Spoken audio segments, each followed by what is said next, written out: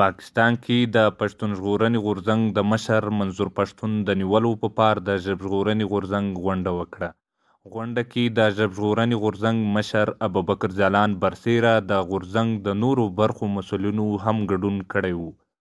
د ژبژغورنې غورځنګ مشر ابوبکر ځلاند د پښتون ژغورنې غورځنګ د مشر د نیولو غندنه وکړه او د ژر خلاصون غوښتنه یې وکړه.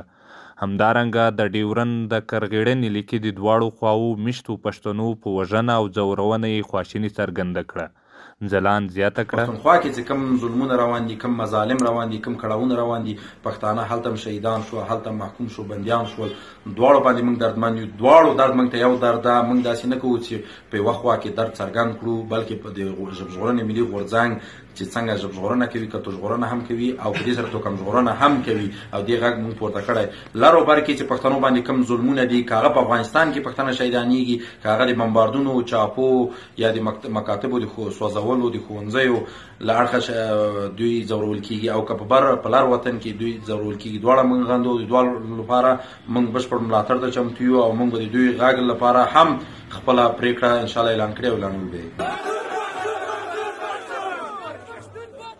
همدارنګه د غونډې یو بل تن ګډونوال په خپلو خبرو کې وویل: زه د ژبژغورنې ملي غورځنګ غړی یم او موږ د ژبژغورنې ملي غورځنګ غړي ټول د منظور پښتون چې د پښتون ژغورنې ملي غورځنګ مشر دی د هغه ملاتړ کوو او موږ کلکه غوښتنه کوو چې هغه باید زر ته زره راخوشي سي او د هغه خوا د لر پښتانه او د بر پښتانه ټول ورسره ورونه دي، غم او درد ورسره یو دی.